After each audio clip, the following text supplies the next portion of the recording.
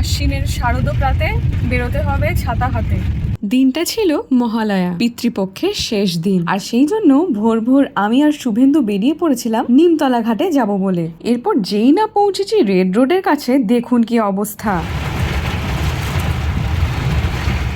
নিমতলা ঘাটে আমাদের যা অভিজ্ঞতা হলো তা অলরেডি শেয়ার করেছি আমাদের বড় ব্লগে। অগত্যা সেখান থেকে বেরিয়ে দুজনে মিলে পৌঁছে গেলাম বাবুঘাটে। মহালয়ার সকালে পিতৃপুরুষের উদ্দেশ্যে তর্পণ করার জন্য বাবুঘাটে যে মানুষের ঢল নেমেছিল তা ছিল চোখে পড়ার মতো।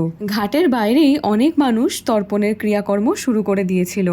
আমরা দুজনে হাঁটতে হাঁটতে চলে গিয়েছিলাম ফুটব্রিজের ওপর। ছোটবেলা থেকে কেবল শুনেইছি, কোনোদিন এই দৃশ্য সামনে থেকে দেখা হয়নি। একটা সময় ছিল যখন শরৎকালে ঘাসের আগায় জমতো শিশির, আর এখন কখনো বা তীব্র দাবদাহ, কখনো আবার অকাল বর্ষণ।